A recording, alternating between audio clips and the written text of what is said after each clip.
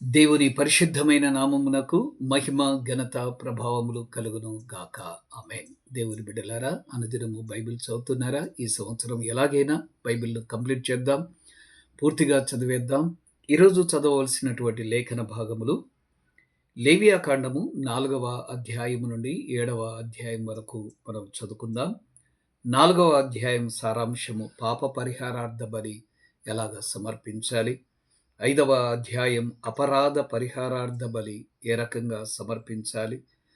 6వ అధ్యాయము నిత్య దహన బలిని గురించినటువంటి వివరాలు తెలియజేస్తూ ఉన్నాడు.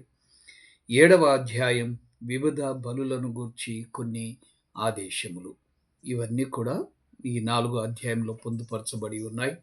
పాత నిబంధన అంతా కూడా మనకు ఒక నీడ లాంటిది అని హెబ్రీయులకు రాసిన పత్రిక 10వ అధ్యాయం 1వ వచనంలో మనం చూస్తున్నాం. కాబట్టి ఏ బలైనా కూడా యేసుక్రీస్తుల వారి యొక్క సిలువలో తాను బలి పొందినటువంటి బలియాగము చేయబడినటువంటి వాటినే సూచిస్తూ ఉన్నాయి.